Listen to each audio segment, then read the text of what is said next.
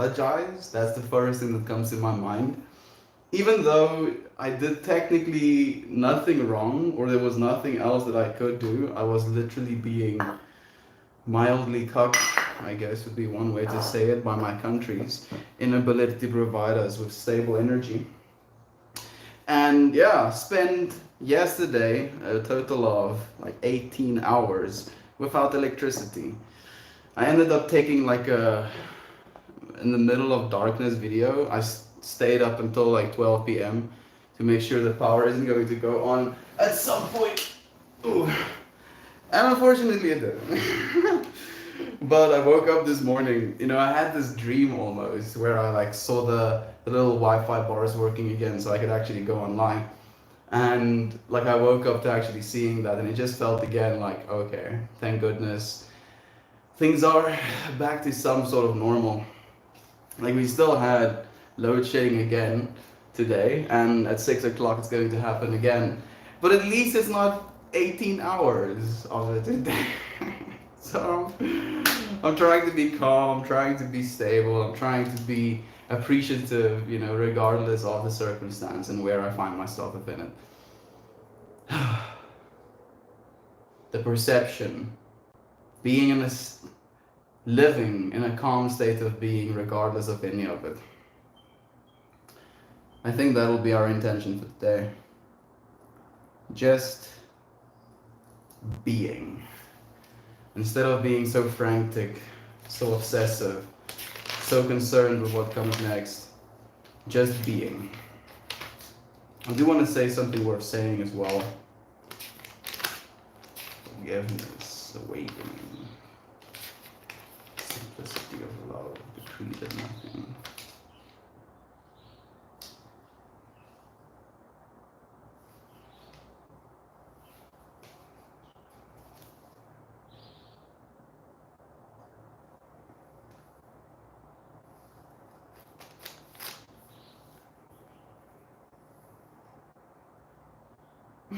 Okay, maybe this one actually.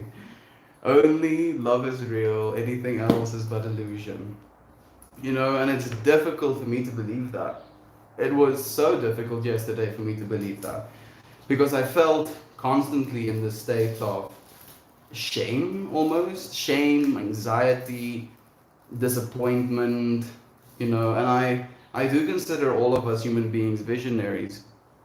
We have this ability to picture for ourselves entire lives, just by spending time with someone. You can have insights into what you want, you can have insights into a life spent with another person. And it's this actual visionary process where you have these entire worlds that you create out of like nothing. And I feel like I can do that pretty consistently, pretty regularly. And with the state I find myself in these days, especially with the state that South Africa is in, I find it harder and harder, more and more difficult to actually realize those states of visions as positive.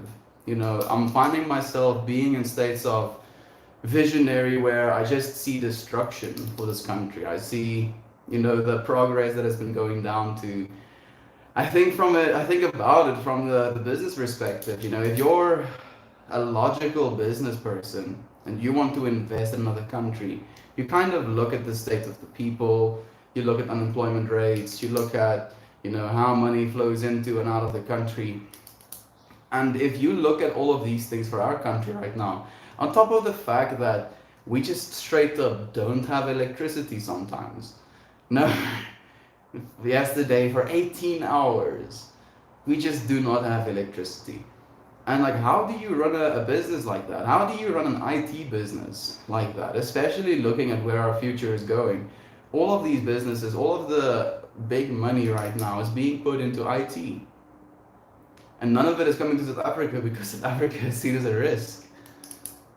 We do not have consistent electricity. Other countries are now giving us donations, trying to fix our shit. But I feel, I have this dread inside of myself that like, that money is just going to come in and then disappear again into the system. Like so many millions of dollars already has. Good morning, Red. Thank you for joining us today. I really appreciate your presence and you sharing it with us. I'm feeling a bit emotional. I'm feeling a little bit emotional. I have on the Garrick the intention of being, and on this paper that I'm rolling with now, I want to write something else. Being in patience. I made it. Thank you. I appreciate you joining us, Candace. I love you, my friend. I hope you're doing well.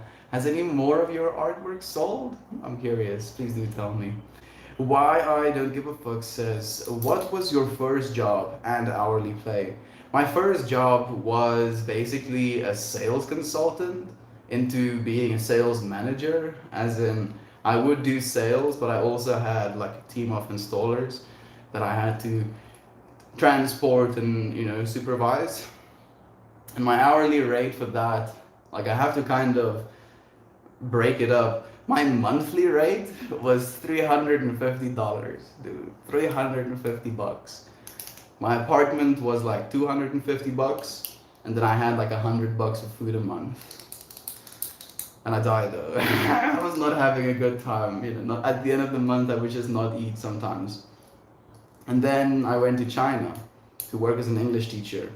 And then my monthly pay went up from like $350 to about $1,000 a month, maybe $1,100 a month.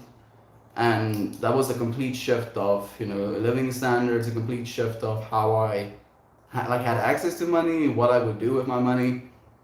And it was a very weird sensation of having more than I've ever had. I was also not paying for my own apartment.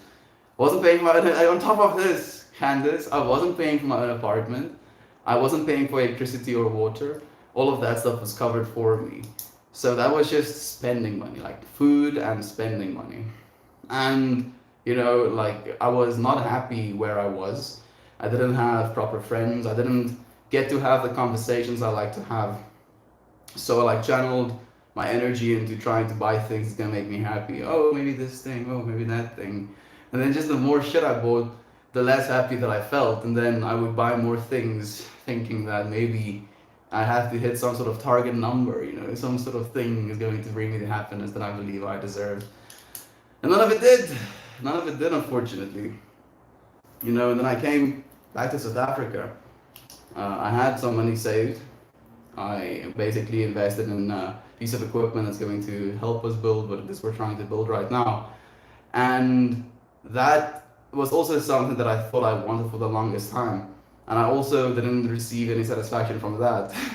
And then finally, with the intention that we kind of went in today, this year rather, showing up, creating, sharing space, sharing, conversations, perspectives with other people, even though I haven't received anything in return for this, the amount of spiritual value, the amount of social understanding I've developed as a result of the time that we've spent together is worth significantly more than any dollar sign has ever been.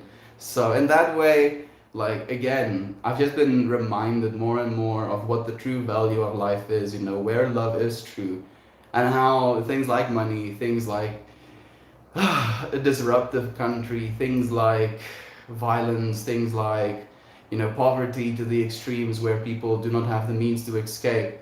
All of these things can be seen in this light of the lesser, right? Like these things are happening, but there is so much good happening actively right now that it almost balances things out. And it's hard to say that or to even accept that, because then I have to accept that there is some sort of balance in the pain that's happening right now. And I feel that balance is being shifted.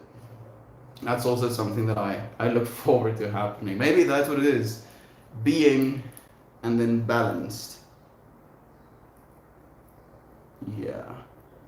Thank you very much. Why I Don't Give. I really appreciate you kind of leading me to that intention. Indeed, so much good is happening. I believe so as well. I really do, Candace. I just believe that because of how much good is happening, it's even more fearful or even more worried from the perspective of control. Be it egoic control, our ego's control over ourselves, or be it like superficial slash totalitarian control when it comes to our governments and the countries we find ourselves in. And you can already see, with the legalization of marijuana and now the legalization of like psychedelics becoming more and more popular as well, that human beings no longer are standing for these limitations on our own conscious experiences.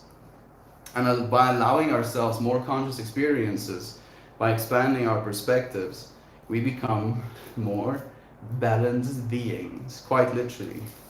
And through this balancing, I believe that we, as a society, we as planet Earth is going to get into some sort of equilibrium as well. A state of balance will be reached within the way that we live in this world. And we are technically in the upswing of that balance, upswing in the way where it now has to get to the balance, and upswing specifically because it's going to take work. We are the ones that is swinging upwards, but that balance will be reached. I feel because of us as sensitive individuals, we feel into that velocity, that momentum of the upswing. And we feel, the amount of pressure and work that we have to do to kind of realize that as well. And it's intimidating. It's intimidating and sometimes even devastating. Devastating in the way where we feel there's no way for us to actually do it, We kind of look at this task and we're like, nah, there's no way, right? There's no way we can do that. But damn it, we freaking can. I believe, I hope so. I genuinely hope so. Balanced being and hope.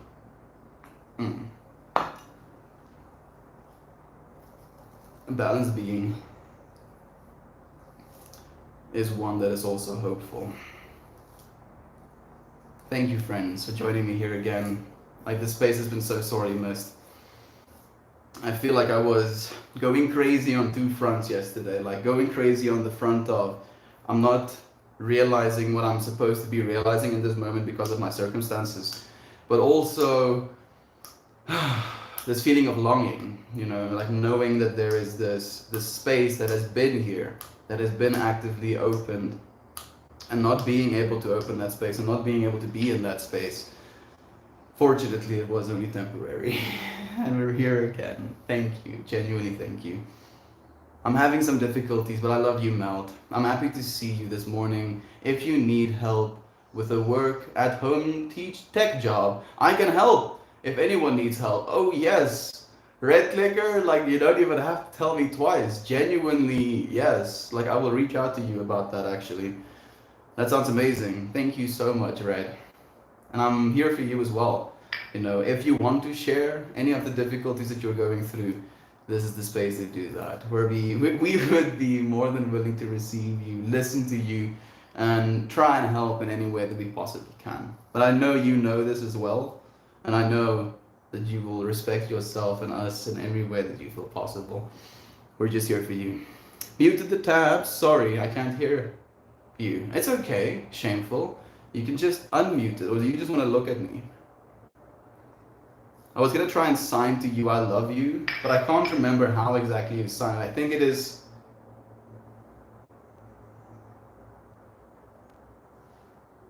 I think it's like that. Maybe like that. Might be wrong. But I love you, friend. Thank you for joining me. Touch the chat button and volume can go up. No! I finally made it to your live again. Oh goodness, Cookie Monster. Thank you for joining us again. I finally made it to my live again. Like I was telling Christian, it literally felt before going live today like it's been years. Like it's literally been years, and I have this mounting pressure of having to do it again. Having to apologize for not being able to do it yesterday because of my circumstance. And this mounting pressure of like, oh shit, what am I gonna say? But here we are, calm, relaxed, and happy to be together. Thank you for joining me, Cookie, genuinely. We have the Free People Goblin joining us as well, saying, I'm sorry if I'm rude for asking, but I'm trying to pin down your accent and I'm at a total loss. Where are you from? From South Africa, friend. I'm from South Africa, people. Thank you for joining us, dude. It's so nice to have you here. Very, very much so. Oh, thanks. Would not have guessed that. It is not a very common accent, and on top of it not being very common, I also, you know, have it a little bit different, like the average South African accent. I feel like mine got a little bit influenced by the stuff I watched growing up, the stuff they made me do, you know, to like be an English teacher. All of it has like a little bit of a flavor adder. But thank you, friend. I'm happy to join. No problem. I had to ask too. I think Melt sounds Dutch. I think so as well. You know, I've heard Dutch people sound more like me than I've had Afrikaans people sound like me, weirdly enough. Yo, yo, yo, Lane! I've been talking about you, dude. Like, especially in the context of your music. Like, my friend has a poem, and I want to send it to you, actually. That's supposed to be read as like a metal song. Very, very cool. And I was thinking about you, and I was sharing with him, you know, that you make metal as well. And that it's very much, the words I used is dark, but it's not dark in an evil way. It's just dark in a feeling slash interpretation way. And then you, being this light being, you know, like popping it, yo, yo, yo, what's up, bitches? You know, absolutely light being nonetheless. Thank you for joining us, Lane. I love you, my friend. And thank you for the gold, for the wholesome Cookie Monster. I appreciate your love so much. You can control that, don't worry about it. You're here now. Yes, I am. We are here now, Cookie Monster. Fortunately, you know, like I think the biggest thing that was also like a, what's the word? A feeling inside of my consciousness is how things wanted to give up. You know, as soon as I was almost forced to miss a day, like there's this thing, it's like, yeah, you know what? You fucked up, dude. You fucked up. You're failed. You lost. It's over. Give up. And then I was like, yeah, you know what? Maybe you're right. Stupid asshole in my head. Maybe you're right. Maybe I have fucked up. Maybe I have lost. And then like the other part of myself is just like, no, actually, we're just gonna continue showing up. You know, if you continue showing up, there's no losing. You haven't lost until you stop showing up. And just seeing that lesson, just again visualize almost, experience directly, if you will, maybe it's a better way to say it, is something that you can't really unsee. Even though you do. You still do unsee it sometimes. But it's not I don't know if it's intentional even. I wonder if it's just because of how convincing life can be. You know, reality can be so convincing. You're like, yeah, things are fucked up. Yeah, things are bad. And I'm like, no.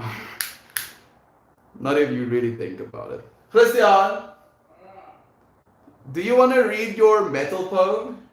What? Your metal poem. No.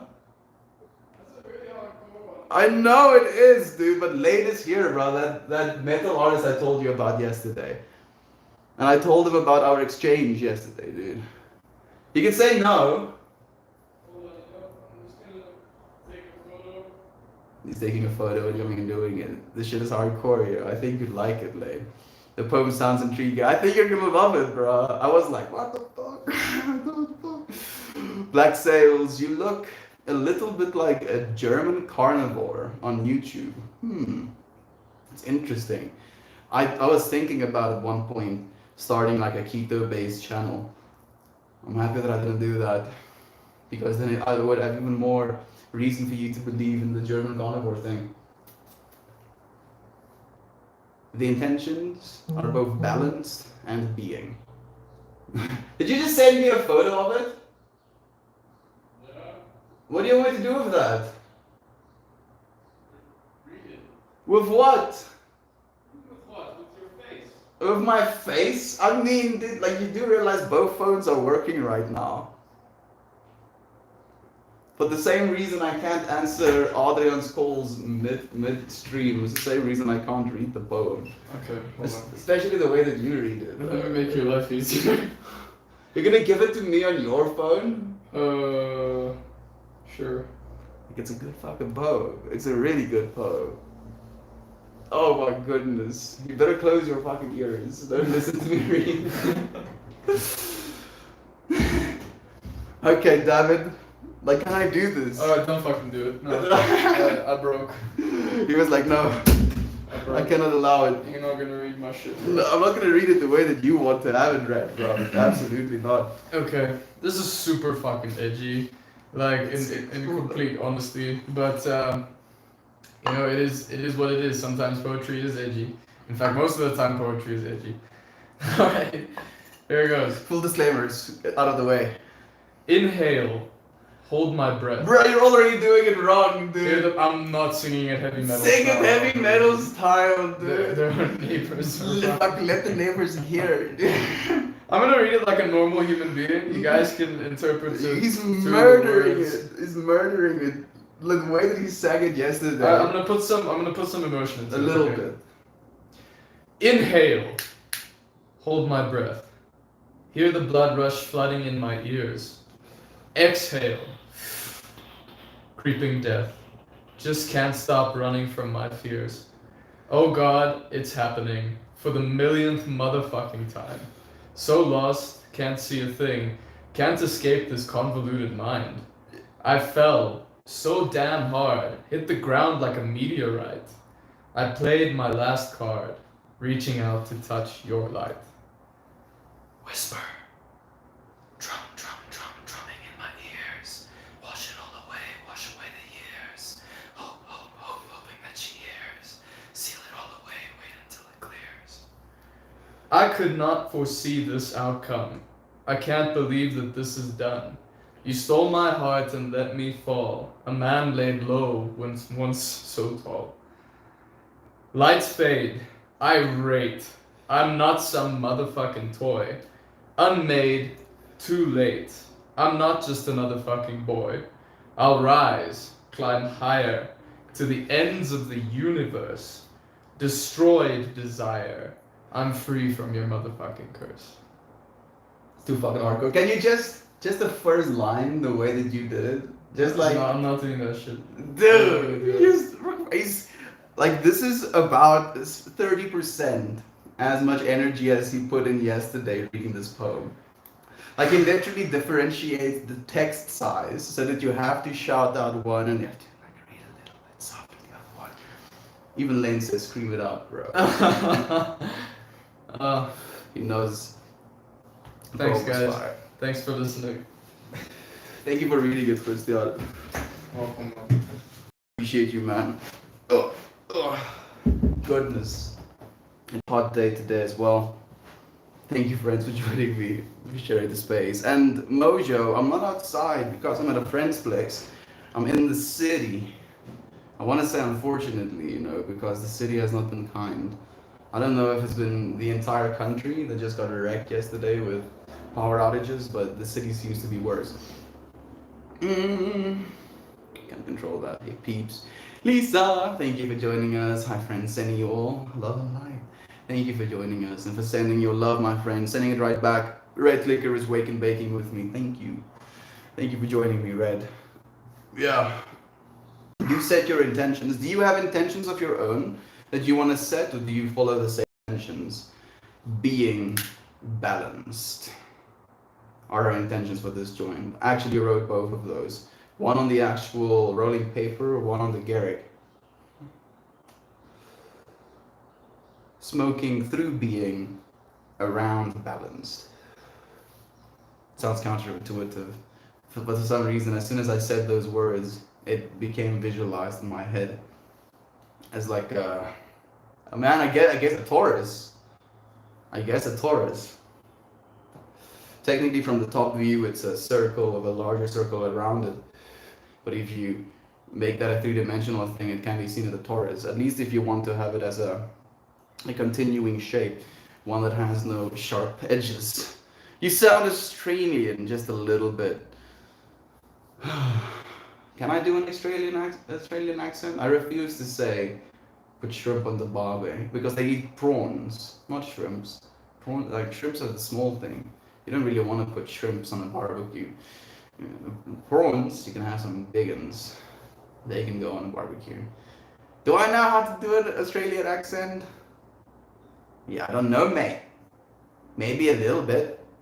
Maybe if I try, I can do an Australian accent, I can. But it's not exactly something that I feel very comfortable doing, you know. Makes me feel like an imposter. And I feel there might have been a little bit of British in there as well, unintentionally. Singing, brother. Thank you, friends, for joining us.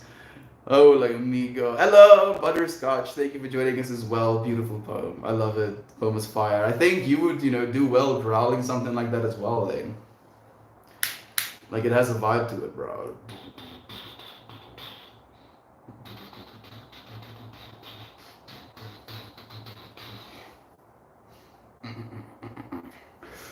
Man, we were talking yesterday. We would want to make music as well. But the making of music is something that's so elusive. One, the catering to different people. Two, what type of music you're supposed to make. Three, how are you supposed to do that? Is it like a genre thing? Is it something that you're going to conform to? Do you want to make something of your own? Instrumentals versus electronics? Having an entire band versus doing everything alone? Having help?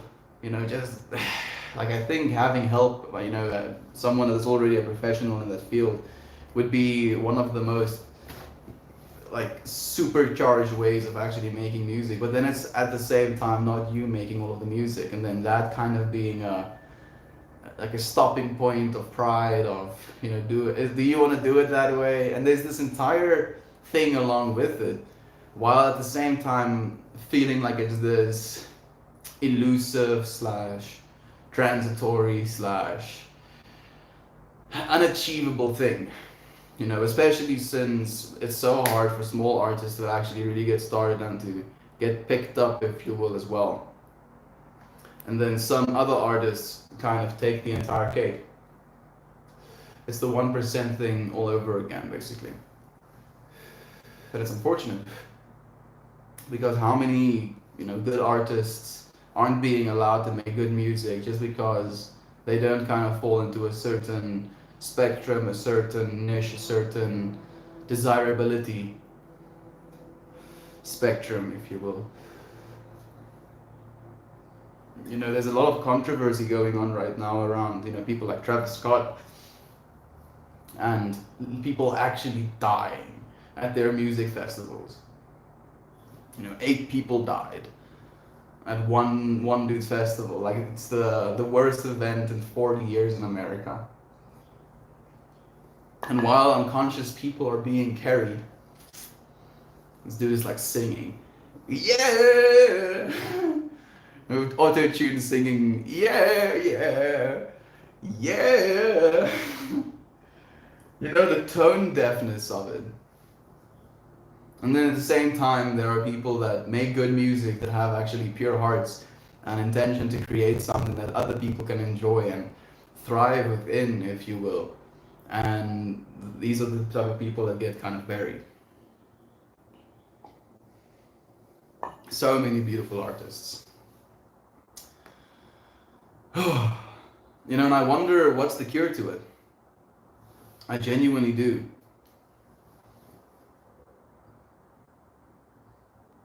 More distributed networks. Maybe the network has to be better distributed, because at this point in time, there very much is a paradigm of an entire structure set around advertising and being advertiser friendly, the kind of things that go along with that, the kind of industries that are advertising and as a result have an influence over the content that's being created. It's like this hand-in-hand thing of like, oh, certain types of content sell certain type of products, so certain type of product makers only promote certain type of content, and becomes this perpetual loop of people want to sell a product, And then in order to sell this product, they create these narratives through art, and then as a society, because of the art that is most popular, we basically have these ingrained systems, or you can technically call them memes, that form within the human psyche. We form an understanding, a collective understanding about a certain thing. And then as a result of that collective understanding, we understand each other in a more nuanced way, and we interact with each other in a more nuanced way that can be both more positive and more negative as well. So, like, having it more distributed in a way where,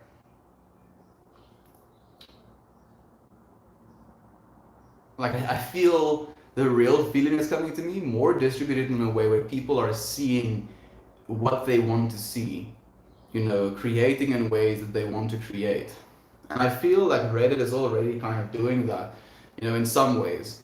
Instead of being completely catered to by an algorithm, you basically cater to your own needs or likes. If you build up a big list of like subreddits you follow, because that's something you'd be interested in, and then you go to your homepage, suddenly you have content that you would be interested in, and most of it you are. And as a result of that choosing aspect of it, you get to see things that you want to. And I wonder what's the evolution of that, you know.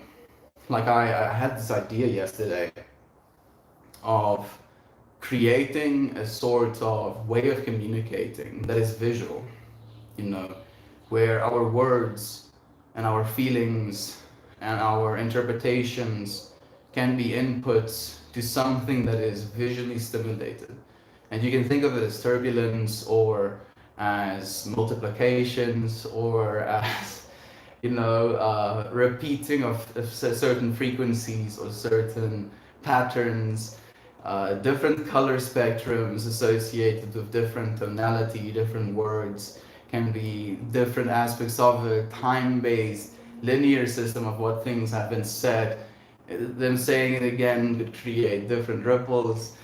And this is a little bit much, just to conceptualize or just to actually talk about, but in a way it makes sense to me that it is something not only that I would be capable of creating eventually. I don't think I have the skills right now, but it's also something that would make the actual act of communicating with another being quite surreal. Because instead of seeing another human being as you're communicating with them, all of this information will be represented in some sort of fractal lattice.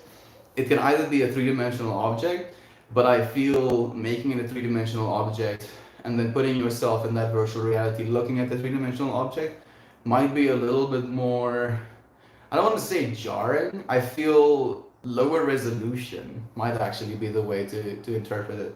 So, two-dimensionally, as a flat plane, and being able to look onto that flat plane, even in a virtual environment or like on a screen, you would be able to see your influence with what you're saying into this fractal lattice. And the more people that join, the more kind of input into that lattice, voice, and maybe word choice.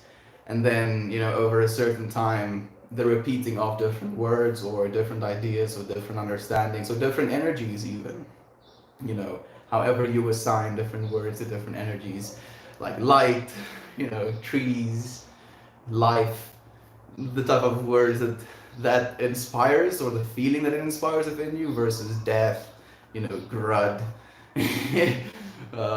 misfortune, like we understand those words, and in our egoic understanding of them, especially when it comes to how they would affect us personally versus how they would affect someone else, we have this dissonance, because in our experience it can be seen as a very much a neutral thing, where like, oh, if someone else dies, that's a neutral event.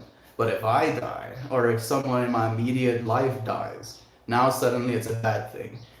And it's again something you can choose, maybe even in the moment being able to choose, but I think that's going to be a little bit complex. We don't have the input for that just yet. But maybe as a neural map that you kind of build, you kind of have these different words given to you, and then you say how they make you feel. And as a result of how they make you feel, maybe on a spectrum of like 3, or if you want more data, on a spectrum of like 10, you can basically put them into different categories, different colors, different like patterns potentially as well. Like maybe even on a scale of 10, words that have like a 10 frequency of goodness versus a 0 frequency of badness. Like a 0 frequency of badness might be like a straight little line, very minimally repeating straight little line, where a frequency of good and 10 might be that straight little line fractaling into more squiggly little lines, if that makes sense. And as a result of that energy, that positivity that you feel, you quite literally create more complexity, more novelty within this shared medium of communication. Okay. Oh, give me a breath, please. I see flowers. Just being able to communicate visually, instead of it just being, I'm listening to words, now you'll be able to see the impact potentially that these words have within you.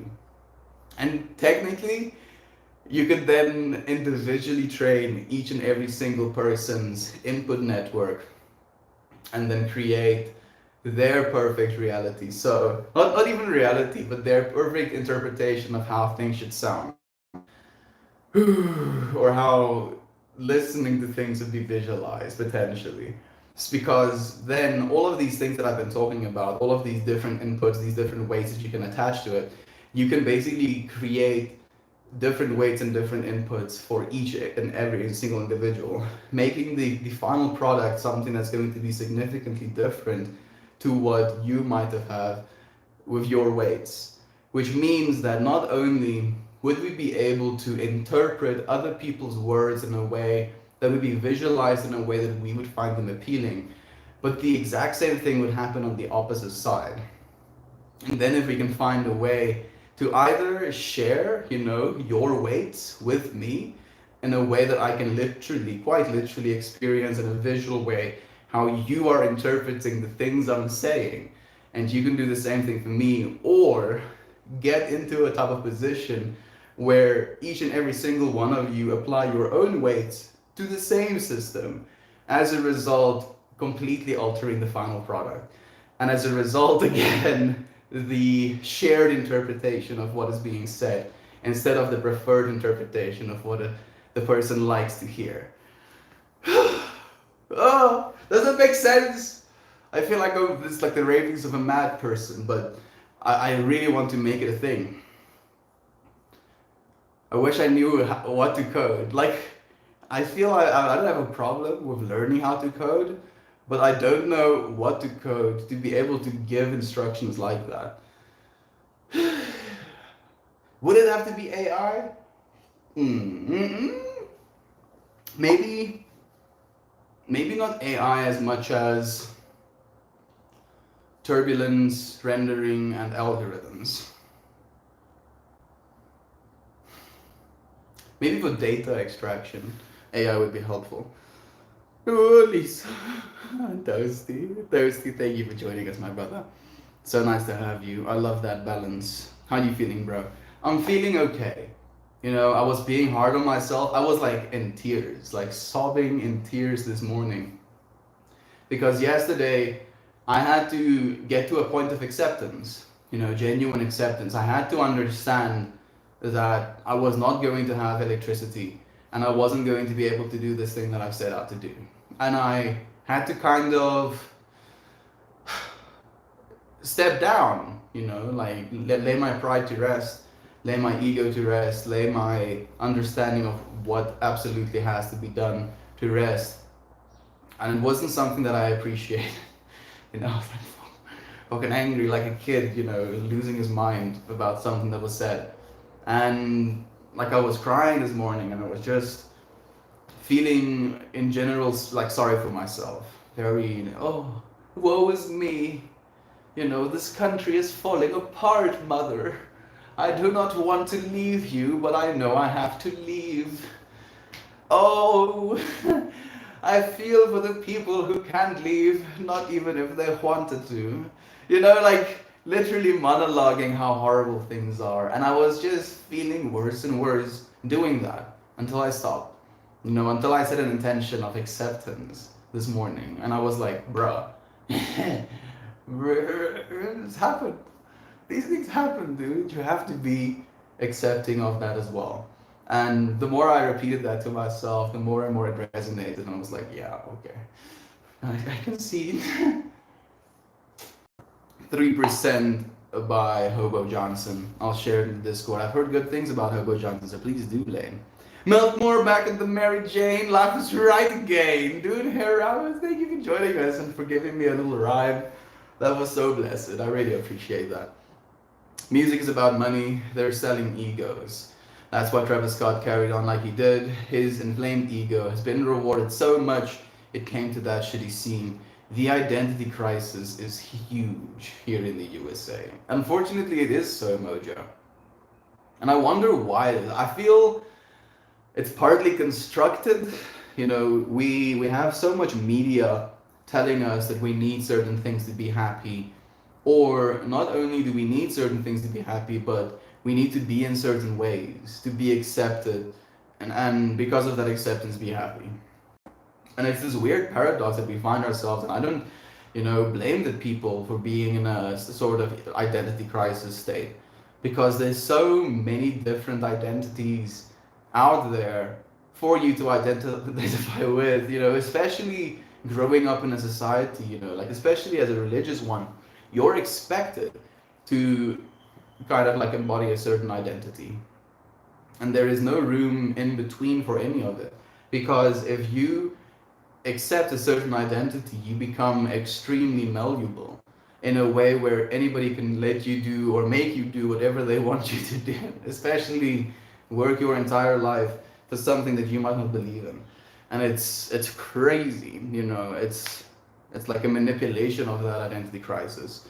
That's why music is about persona over message these days. It's unfortunate, Mojo. It really is unfortunate. The actual reason they rushed the stage was to get a better video. It's rooted in the media as always. Like my nose is itching just talking about this stuff. It bothers me. It bothers me that these things are, I don't want to say accepted, but it's a reality. Like this is something that's just, oh yeah, that happens.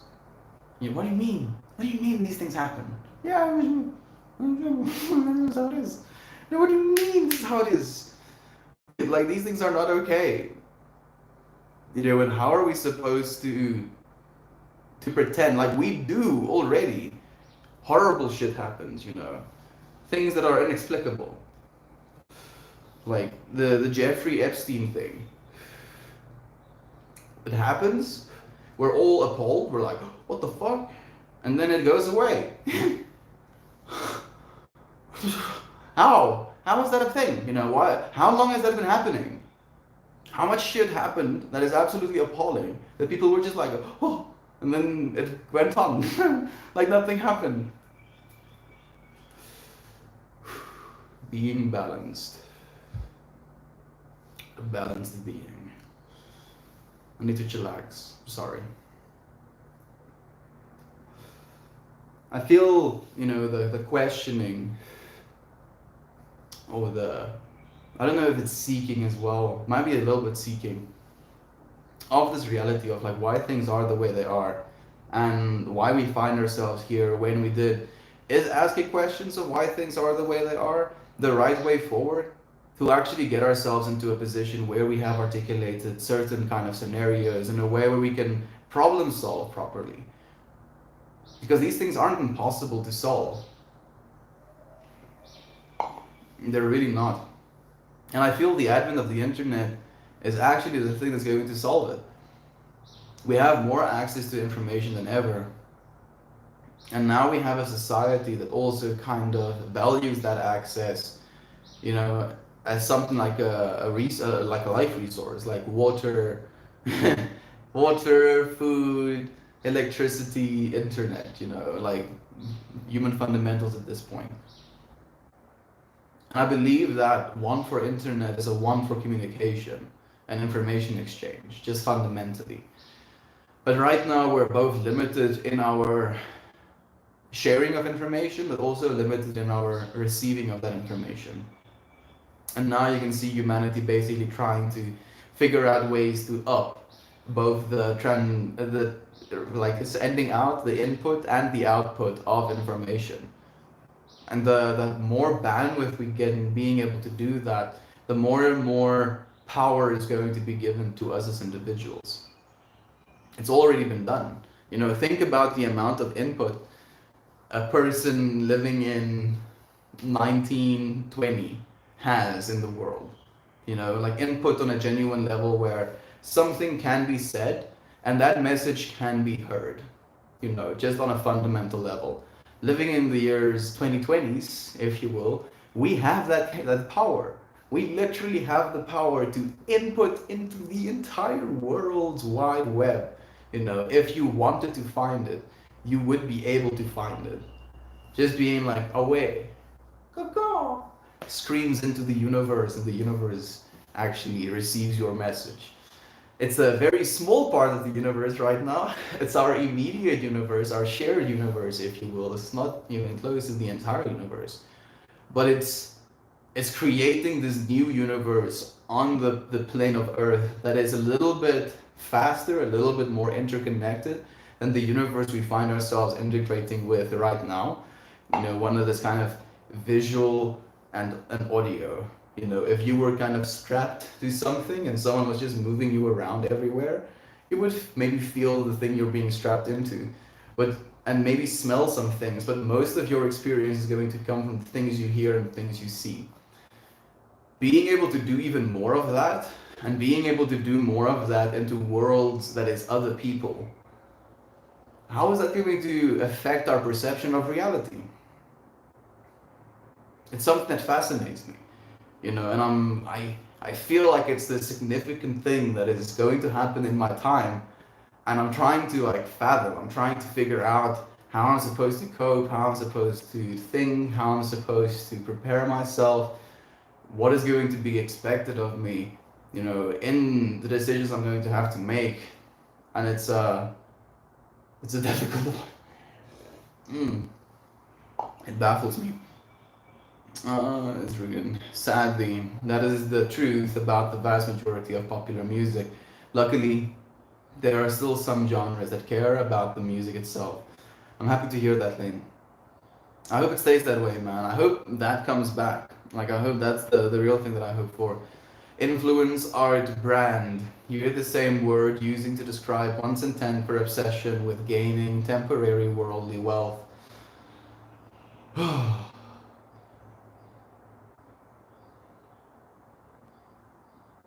Like, it's a difficult one as well, Toasty. You know, especially with the word art, for example. Like, when it comes to brand, you know, the first thing that I think is these corporate brands like Coca-Cola, Nike, and again, with the time we find ourselves in, if you have a preference or a bias, for example, you watch a video, you know, and someone talks about a certain brand of shoes, let's say Nike, for example, or Nike, whatever, and you're like, okay, this shoe is, you know, great. The influencer says, yeah, it's really great, has shoe properties. Get shoe, and now this algorithm knows that not only did you watch a video of this particular product, but you now have, by a result of listening to these exact specific words, you know, being in favor of this certain brand, you now have this cognitive bias basically strapped onto you. And then this algorithm knows, and then it gives you content again with this same product name. And then it's strapping more and more of this brand egotism onto your consciousness. And then suddenly someone wears Adidas, and now you're like, what the fuck, bro? I have all of this brand consciousness that has been ingrained in me, programmed into my being. How dare you not wear my coding? And then it becomes a separation again. And it gives companies brand loyalty in a way where that person is more likely to buy more products than they need because of that loyalty, because of that bias that's been established. And we find ourselves in a time where human psychology is being manipulated through our advertising and our content viewing because of that. And it's weird. It really is weird. If you're not paying for something, you're the product. And it's weird. It's so crazy. Sending Lurky love to you all. Thank you. I appreciate you joining us. You're fun. Sending you so much love back as well. Vast Artistic. Pretty sure most of the world doesn't even have internet, bro. That's temporary. That's very temporary, dude. That's the crazy thing about it. The entire world is coming online within the next 10 years. I'll stand by that prediction. Even Africa. If Starlink works even remotely as well as it's supposed to, 10 years, every single person on planet Earth will have access to the internet. They won't necessarily be actively using it, but they will have access to it. I think the entire world already has access to the internet if they really wanted. Yeah, internet's gonna become, like, as I said, dude, like, it's a global resource. If you want to have any success going into the future, there's absolutely no way you can do that without internet access. Because most of what people consider success in this world is financial success. And as a country, if you want to be financially successful, trading what you have of value for financial wealth is the only way to gain that kind of success. And if you don't have the internet, people aren't going to fax you. People aren't going to be calling with landlines, discussing business ideas. No. Internet is going to go global. It has to. Jovan sending some love right back. Opal as well. Thank you so much for sending that love, Lane. Boop. What is this about? Just because internet is there doesn't mean they can afford it. You are right, Super Bean Science. We've been talking about a bunch of things. We've been talking about ways of like visual communication. We've been talking about the next step in human communication. We're talking about, closing the bandwidth gap that we have with the internet right now. We're talking about going into a whole new subset of reality that we're constructing actively, and how that might influence our higher subsets of reality. We're talking about internet access as a result of that as well, and how internet access is actually going to be one of the fundamental drivers to human consciousness as well. Because instead of us being a collective human consciousness in a way that is unaware of one another, we're going to gain awareness of one another. And we're going to have, in a way, a shared consciousness that is shared in a metaphysical way of understanding as well, right? Instead of just understanding, oh, I'm connected to the all, you're going to have a way of actually interpreting that as an input/output, actually being connected with the whole. And that's a trip. That's a real trip. And I'm not sure how that is going to be experienced, or how that is going to be as an experience. How it's going to be changed as more of that node grows. In other words, if it is going to be an awareness of others, like let's say you're first in the door with an experience like that, there's only going to be a certain amount of people that's also first in the door. So at first it's going to be like maybe 100 people that can share this type of understanding that they're a part of something larger than themselves, or they have access to something larger than themselves.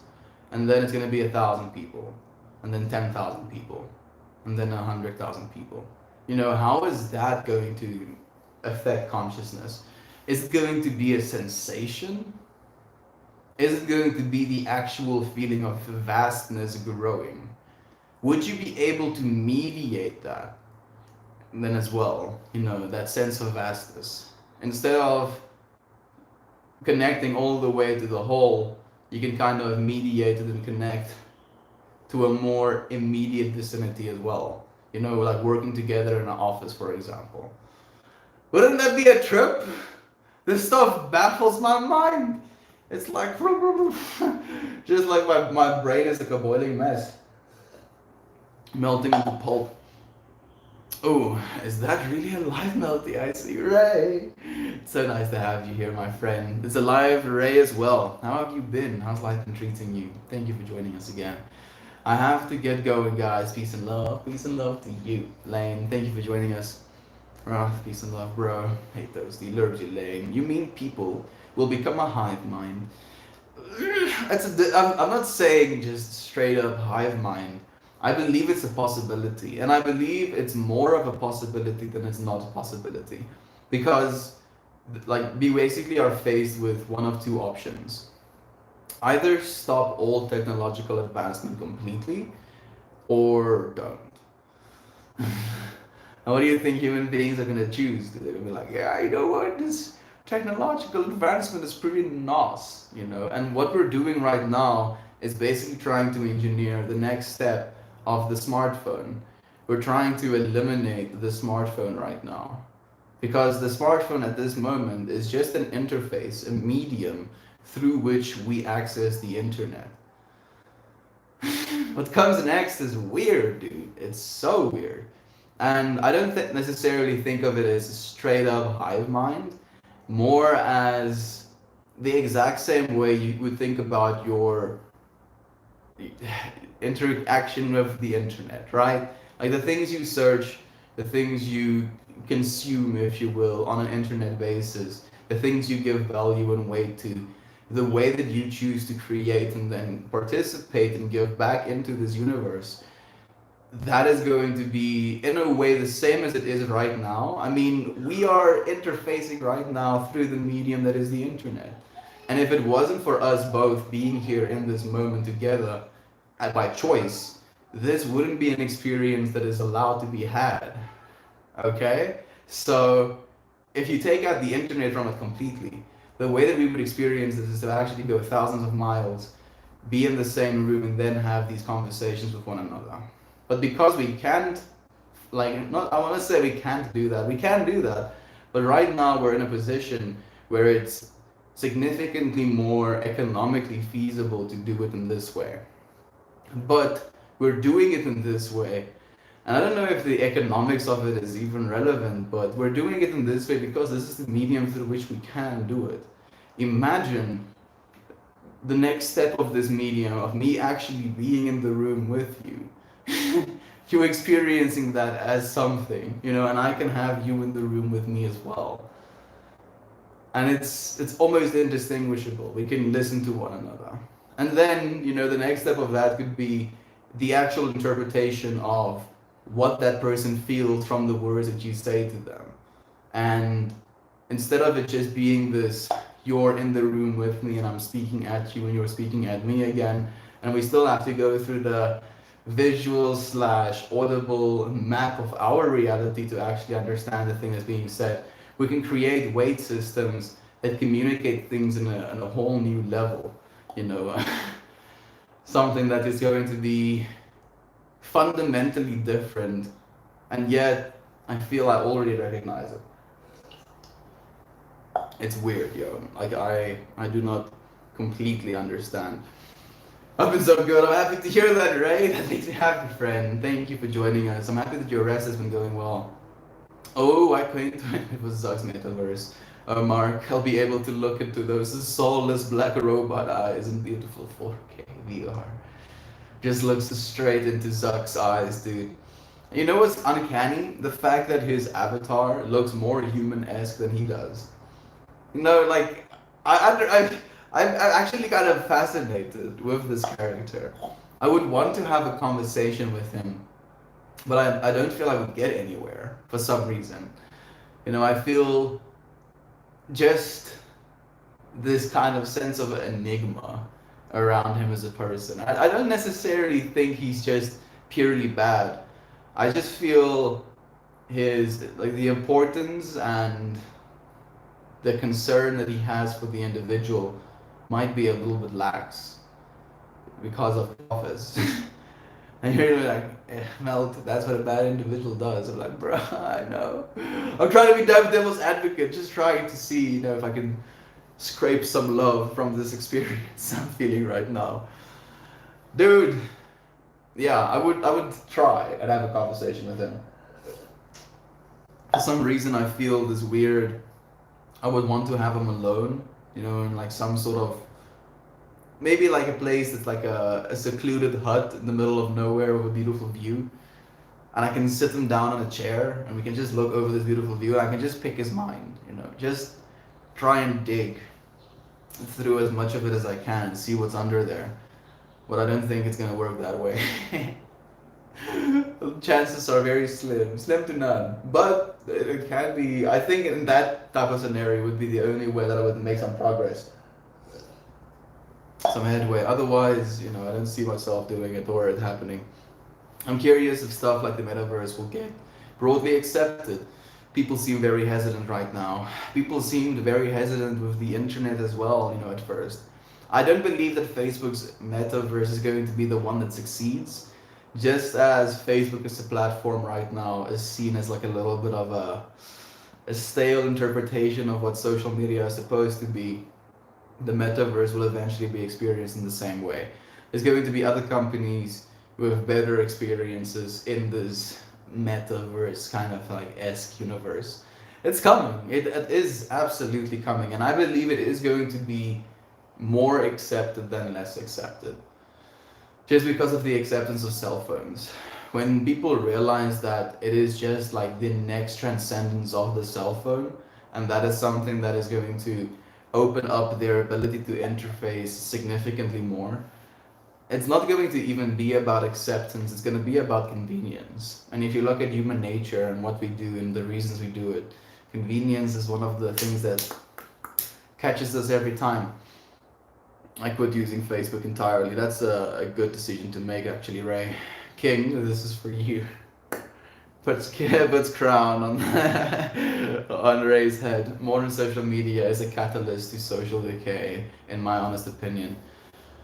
Modern social media, like when you say modern social media, I think about Instagram and Facebook. Whereas this constant sensationalizing of things that aren't necessarily the entire truth. Be it individuals only posting the best moments of their lives, and then in these like literal single second glimpses of the entire life experience, seem to be happy, seem to be having a good time, seem to be prosperous, seem to be experiencing things that you aren't experiencing, then you basically start to form this bias of like, oh, look at how happy these people are. And you still do get some dopamine from experiencing these things because you're like, oh, happy people. And then when you finish doing that, you experience this kind of feeling of like, oh, why am I not happy, Why am I not experiencing these things? Why am I not doing all of this stuff? But it's actually like a proven fact. A lot of these Instagram influencers, people that post these kind of lavish lifestyles and share these lavish adventures they go on, cannot afford to do so properly. So it's this active lie, like these things aren't realistic, and people are putting themselves in significant amount of debt. That saying of buying things you don't need with money you don't have to impress people you don't like. That's the culture we find ourselves in right now, and it's weird. It's so weird, dude. And as you were saying as well, modern social media is the catalyst to that. And it's a consumerist culture thing, dude. Like if people feel that way, they're more likely to spend money. They try and fill that void. Thanks, bro. I think life gets immensely easier when not playing dress up for social media. Absolutely true. Completely right, Ray. Like posting pictures and like pretending, oh, this is my life, all of it. It's a lie. It really is. I've stopped posting for the highlight reel. What a weight I've taken off. I'm so happy to hear that, Lucy. This is the way. I think Zuck just probably either has autism or is some kind of psychopathy or both. I was actually thinking autism as well, at first. But I don't know if it's offensive to say that. I think maybe autism is more accurate, super bean size. He has a lot of traits like that. like a lot of them, especially with like social interactions and understanding social cues. So I agree with you, Superbean. Not outside today, Meltmore. Aggravating ad. No, my friend. I am inside.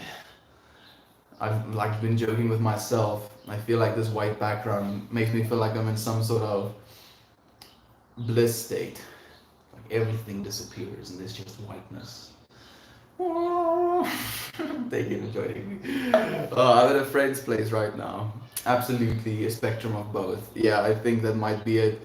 Thank you for the silver, aggravating. Live from the gram, die by the gram. Live by the gram, die by the gram. This tactile. This tech talk reminds me of the movie Surrogates. So, Surrogates, is that right? You seen it? I haven't actually, Mojo. Is it good? Facebook and Instagram are fantasies made for one purpose, garnering as much attention as possible by any means possible, and then selling that attention for a profit. Hooray, you're completely right. The highlight reel, yep, Bruce Willis. However, I think that Facebook can be a good thing. There are absolutely people who use it properly. I think so as well. And you know, the good things that come from Facebook is usually community kind of like set up groups, you know, where a bunch of people that are like minded share things with one another in a loving way because they have a like minded interest. And in that way, it can be good.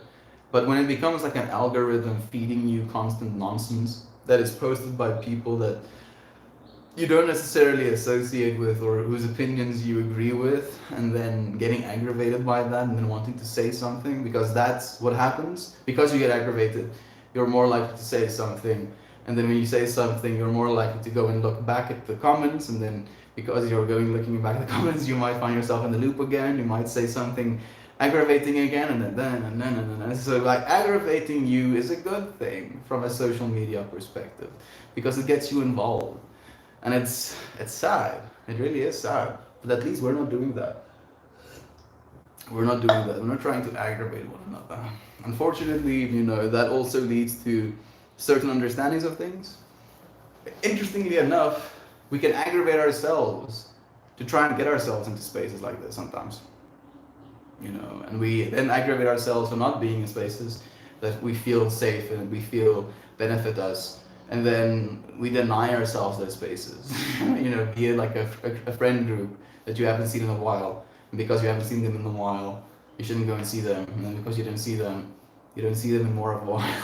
And it becomes this loop we get caught in.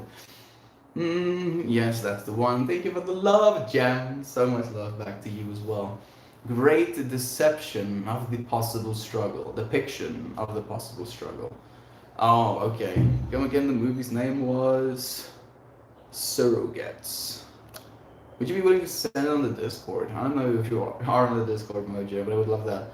I think it is a problem though when the platform doesn't reward that use.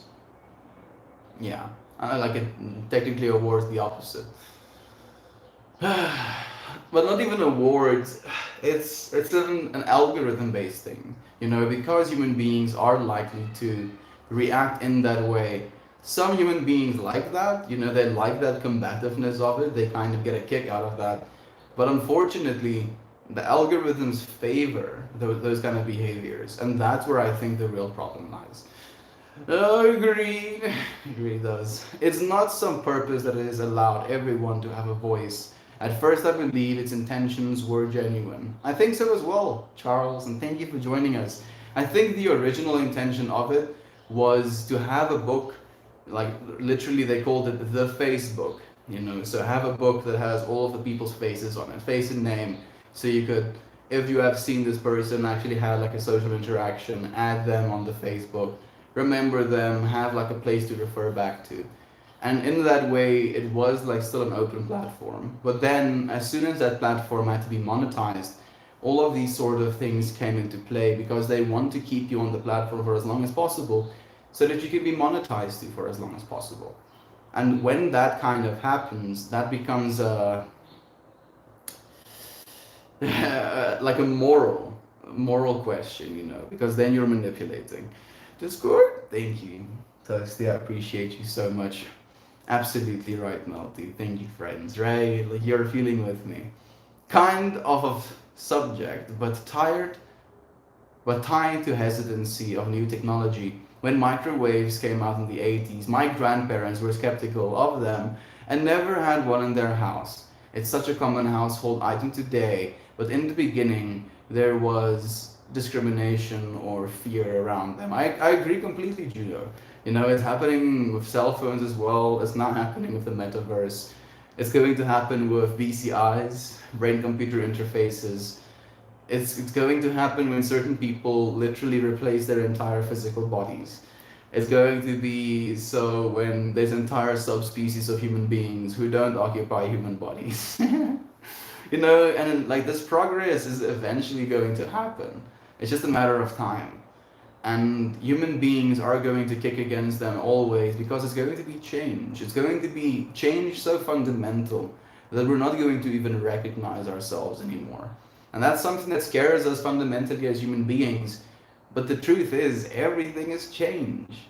You know, we get born into a body that through the first 18 years of our lives, we literally transform from this little bundle of thing into an entire human being by eating stuff and drinking water and breathing. What the fuck? How's that a thing?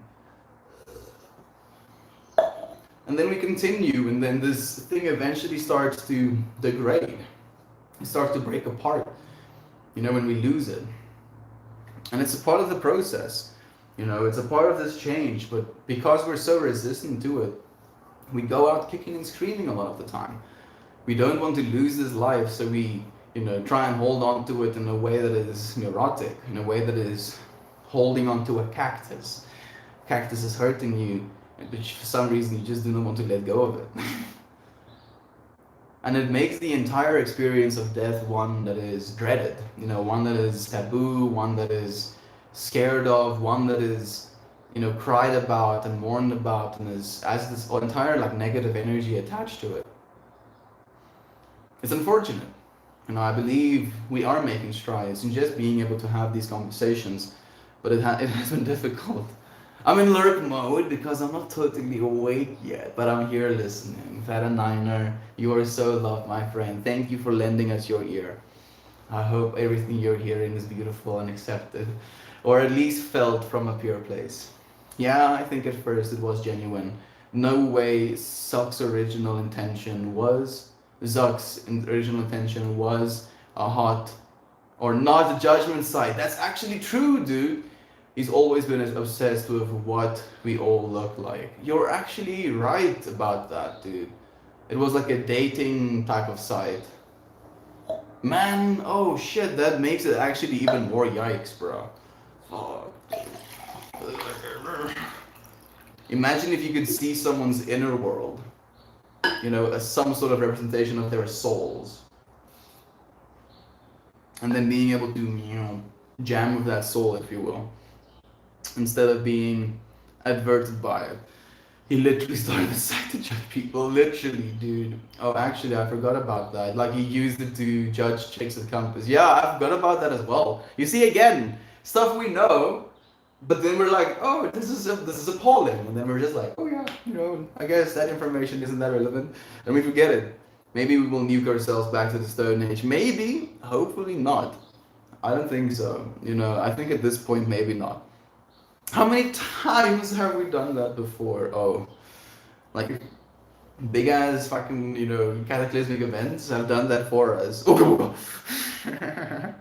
Sometimes I hope for that so I can live that lifestyle. Volcanic winter of the 1850s or nuclear winter.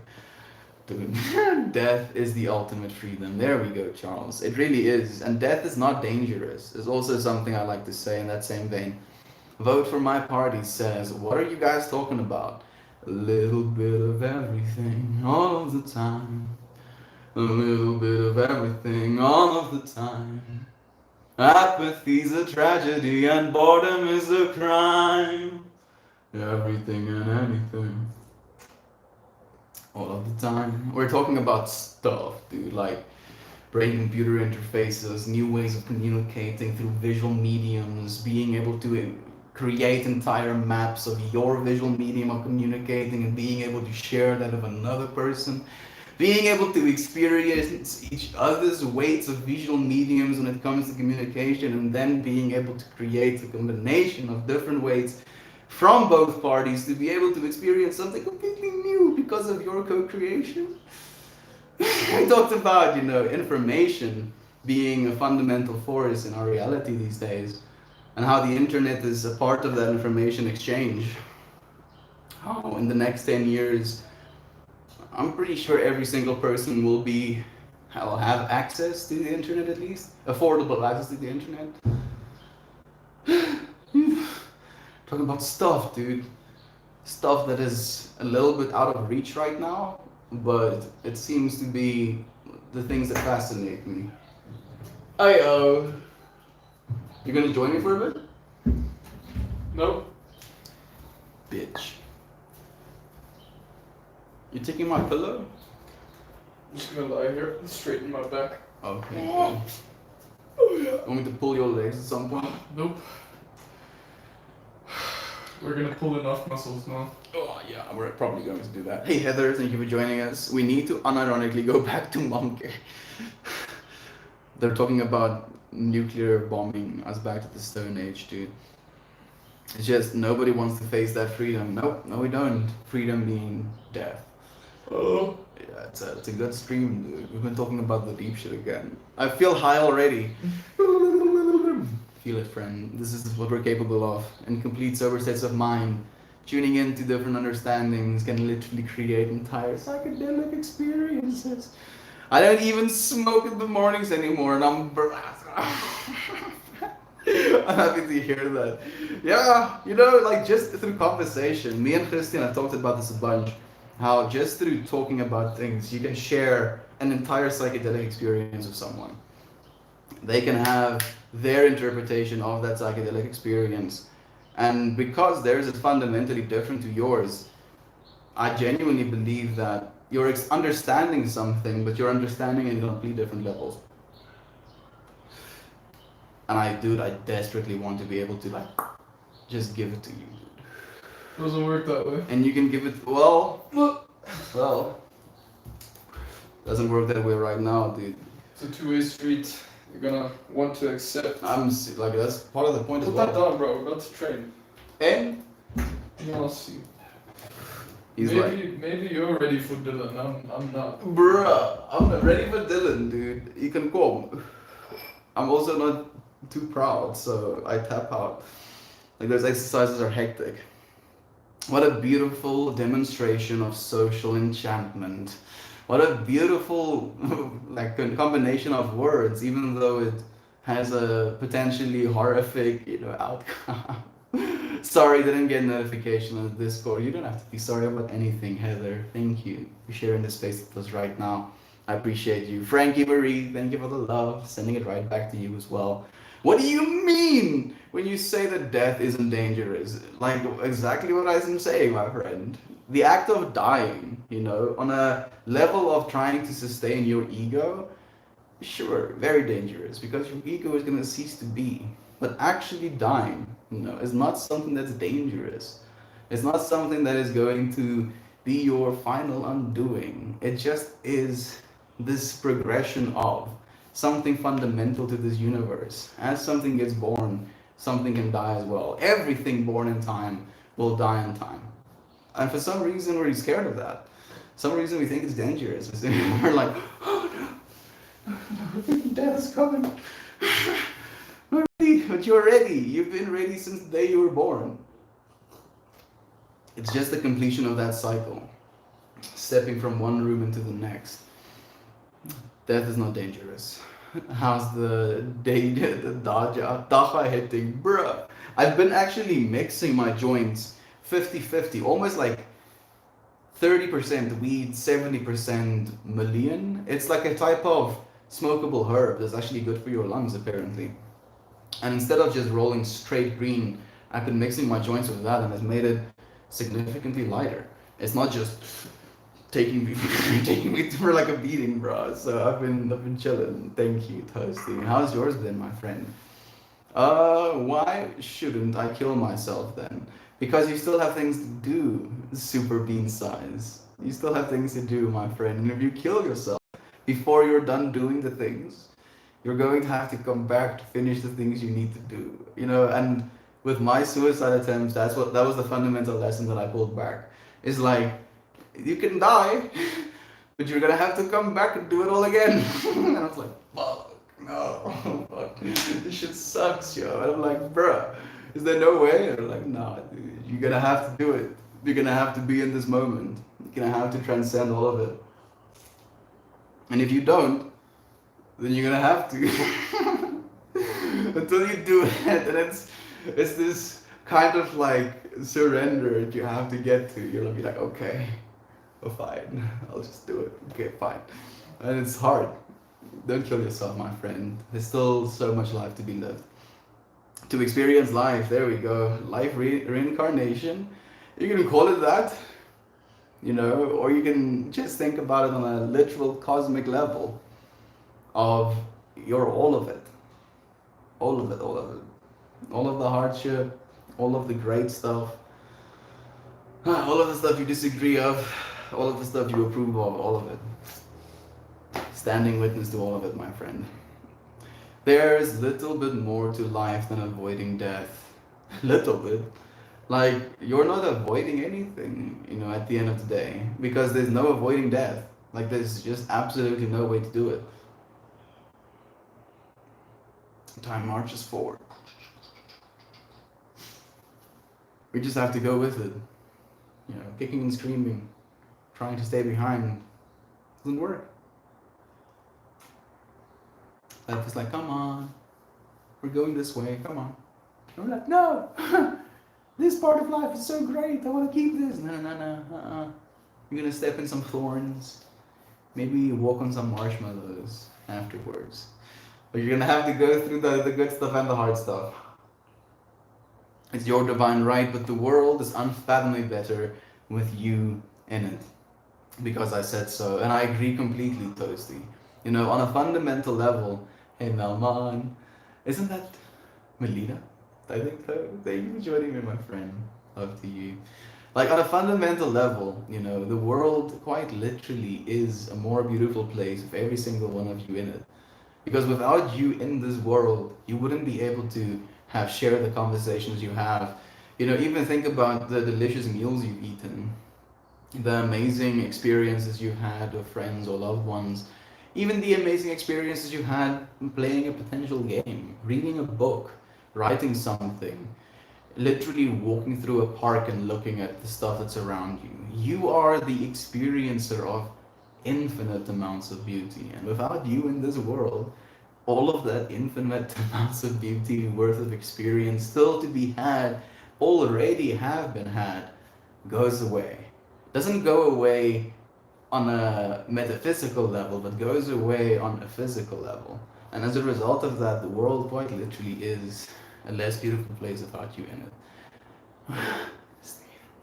We love you, Super Bean. For real, if I can be in another body and do my stuff that seems cool, my body now sucks. I have too much mental disorders. Mental disorders? Maybe you're just tasked with the ability, with the task, with the mission of getting your mental disorders into order. You know, you have the power to do that as well, my friend.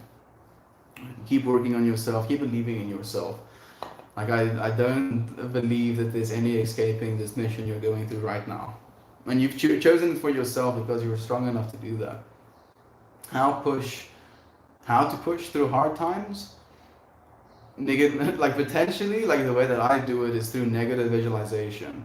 When I find myself believing I'm in tough times, I imagine what worse times would be like, you know, like literally just making the current circumstances even worse, or going into complete, like almost like disability in the situations.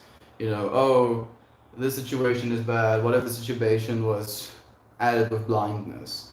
Being completely deaf in it as well, not being able to smell or taste, not being able to feel things, not being able to walk properly or at all, not being able to lift things not being able to move my arms, and still experiencing everything I'm experiencing right now.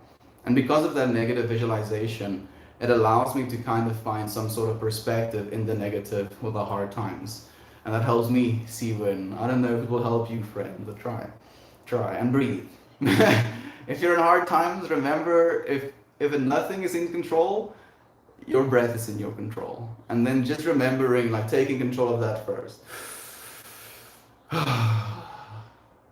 Damn it, this life. Nothing is in my control. But I have this, push of the hard times, friend. You're stronger than them. Do any of you remember being aware of death as kids, worrying about pets dying? I wasn't worried about death as a kid either, interestingly enough, Heather. How did your parents explain death to you? Death was something to me as a kid. It wasn't really explained. I wasn't really faced with death as a kid that much. But unfortunately, as soon as I was really mobile and like doing things, the first death that I experienced was like little chicks of mine. I had chickens, and little chicks of mine hatched, and a dog broke into our yard and killed those baby chicks. That was my first running with death. And I kind of accepted that. I had to accept that. I was very devastated, but I accepted it. And then, like when I grew older, I got a pellet gun, and me and my brothers would go and hunt birds. That was a pastime for us as young kids. So I was faced with death in that way, where I was the death dealer, if you will. I was the one taking the lives, and it was a weird, like now looking back at it, it was a weird time, because I was doing something that was making me feel visceral things, primal things. And then as a result of that, it was something that was almost intoxicating. But now I understand, that draw. And maybe I was supposed to experience things like that at that age to understand now that that's not necessarily an experience that I would want to have anymore. Something I feel I've moved past. And then there was like times during that as well where I had even during those young times, like self-harm thoughts. They were kind of ill-conceived, like me taking a knife up to my tree house and then imagining jumping down on it. I know this is maybe a little bit visceral, but I so viscerally remember thinking these things as like a 6-7-year-old. And I wonder why. I remember the reason I was in that state of mind is because my mom said no to something that I wanted. And I was like, oh, this will show her. I was like, bro, what are you doing? Dude, stop, what the fuck, no. In that way, that wasn't something that I was scared of. Not even a little, like in a bit of a way. And then going through the process of completely abandoning my want for life, that was also not something that I was intimidated by. And then experiencing what I have experienced, I'm even less intimidated by death now. It's not dangerous. It's not something that is final. That's also something that people are so. I mean, I don't know, obviously. I'm speaking from what I have personally experienced. And my personal experience, is not worth much, if anything. But what I have experienced is that this idea of death isn't really something that is for me to worry about. And even if you worry about it, there's nothing you can do about it. And just that fundamental paradox kind of puts me off it completely. The task come in to accept, the better your life will come. It can be very scary to face your own mortality, but the sooner you accept it, the better your life will become. I agree completely with that. Actually, Charles gave me the task. I'm fucking why can't my task be something easy? Because you didn't want it easy, my friend. You were like, oh, difficulty max. It clicks on that character, dude. And here you are playing with hard difficulties, dude, because you're freaking good at the game, man. Go and get it. You can keep going and getting it. Hey, yo, Sky Daddy, I didn't give you consent to make me Bappa. The Thanos snap made day 13 not happen. Like, the Thanos snap put us without electricity for 18 straight hours. You're completely right. I have like a 2-minute in complete darkness video on YouTube for day 313, but the live got completely Thanos snapped. Getchy! Thank you for joining us, my friend. It's so nice to have you here. I'm probably going to leave soon to go and exercise because our power is going out in 30 minutes again. I killed a duck one time as a kid with a slingshot. I felt so bad about it, I cried for days. I'm sorry, Ducky. I'm sorry about that as well, Toasty. That sounds like hectic, man. I watched a worm crawl into chemicals. It traumatized me as a kid, and I haven't been able to kill many bugs since. I can actually understand that completely. For some reason, I ate a worm. I just straight up ate a worm. We were watching Fear Factor, and I just like, if he can do it, so can I. And I tried that shit. It was horrific. I think it's not common to be unafraid by death, and it's a precious gift to any who come upon it. I feel it's a weird gift, you know. It's like if you had to tell me, like if I didn't have this fear, if I didn't have this lack of fear of death I have right now, and I didn't have to experience the things that led me to this experience of not fearing it, and you were to be like, hey dude, you can not fear death, but you can also have all of these experiences before not fearing death. I'd probably be like, oh, I'm not sure about that. You know, can't I die a few times? Like, yeah, maybe, maybe you die. I'm like, bro, what do you mean? So now I'm like, no, I'm happy that I have that, but I would rather use it to conceptualize something than would I want someone else to experience it in that way. Those are one of my intrusive memories, go figure. They can be, right? Especially those, you know, those that bring back these, is like especially potent feelings. As in the chat for Wormy, bro. Joe Rogan influencers, yet another person to put something crazy in their body. I mean, he has influenced a lot of people to put like dolphins in their bodies, so I mean, hats off to that at least. Same, I shot a rabbit with a BB gun. Hi Nova, thank you for joining us. I shot a rabbit with a BB gun as a kid, and it messed me up for a while. Now I feel horrible killing any creature, even by accident. It isn't something that brings me pleasure anymore as well. You know, even ants. At this point, you know, I'll see little ants running around on the floor, and I'll step around them. You know, I won't want to step on them because I feel again, it's this robbing of experience. Joe Rogan. Holy crap, Joe Rogan is the Fear Factor? Yeah. Yep, he was. He really was. My friends, I do have to say goodbye. I'm going to go and exercise. Wish me luck. Ants are peaceful, mostly. They can be. Sometimes they're a little bit of assholes, but mostly peaceful animals. Friends, I love you. Thank you for being in this space with me again. I'll see you again tomorrow. Goodbye, everyone. Bye, my YouTube friends. I'll see you again. Whew.